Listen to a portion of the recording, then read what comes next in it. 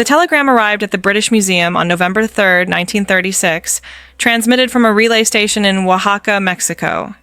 It contained only 7 words: Rios found, alive, will not leave tomb. Dr. Helen Rios had been missing for 41 days.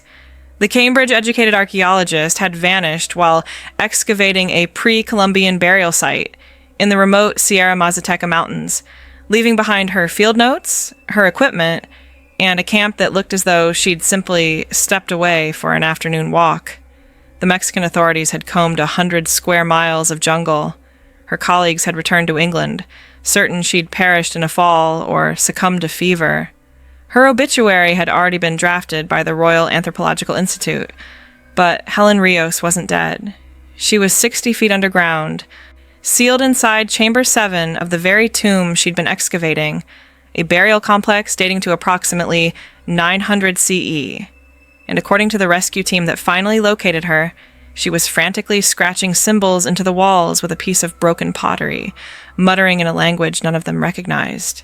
When they tried to extract her, she fought them with unexpected strength, screaming that she couldn't leave until the catalog was complete.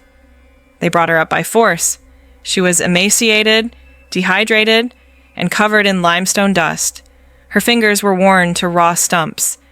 In her pocket, they found a small obsidian blade and a leather journal filled with detailed drawings of artifacts that didn't exist, pieces that weren't in the tomb, weren't in any museum, and, according to later analysis, couldn't have existed at all based on the metallurgy and ceramic techniques of the period.